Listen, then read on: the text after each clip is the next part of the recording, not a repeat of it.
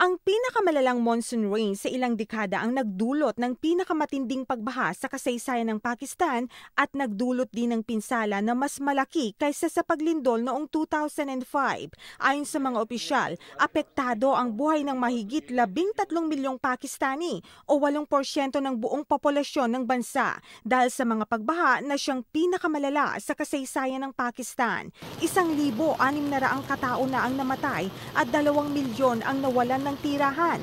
Sinabi ng United Nations na kung pagbabatayan ng bilang ng mga kataong nawalan ng tahanan o ikinabubuhay at nang nangangailangan ng tulong, ang mga pagbaha ay mas malala kaysa sa 2004 na lindol at tsunami na ikinasawi ng halos 236,000 katao sa palibot ng Indian Ocean.